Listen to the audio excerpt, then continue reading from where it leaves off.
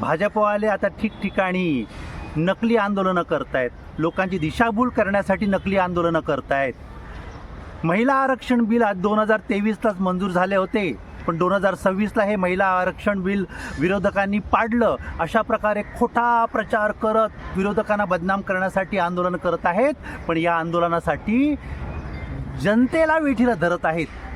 गिरीश महाजननी वरळीमध्ये आंदोलन केलं आणि 1 तास ट्रॅफिक जाम केली. एका चिडलेल्या महिलेने, जागरूक महिलेने त्याला विरोध केला. तिने जाऊन गिरीश महाजनाला जाब विचारला, पोलिसांना जाब विचारला आणि म्हटलं गेट आऊट.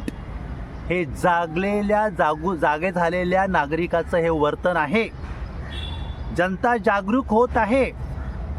आमचा प्रश्न आहे की जर आम्ही इतर पक्षवाले जेव्हा आंदोलन करण्यासाठी परमिशन मागतो, पोलीस आम्हाला सरळ आझाद मैदानामध्ये पाठवतात.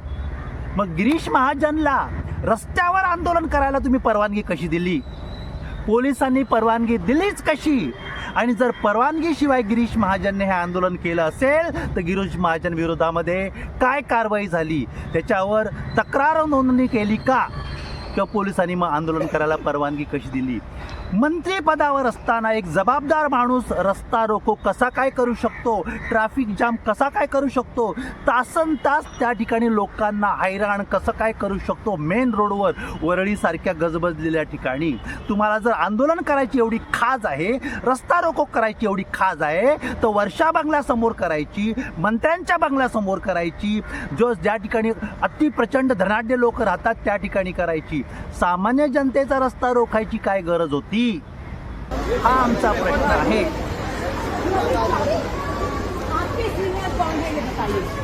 वहाँ पर इंचार्ज कौन है? What is wrong with you? There are hundreds of people waiting. There is an empty ground there. There is an empty ground. Yes. Get out of here. जी महिला जागरूक आहे त्या महिलेशी पोलीस गैरवर्तन कसे करू शकतात?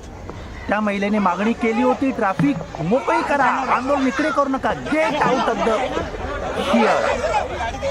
मग पोलिसांनी त्या महिलेशी गैरवर्तन कसं केलं? ज्या पोलिसांनी महिलेशी गैरवर्तन केलं त्याला निलंबित केलं पाहिजे. ज्यांनी गिरीश महाजनला रस्त्यावर आंदोलन करायची परवानगी दिली त्यालाही निलंबित केलं पाहिजे.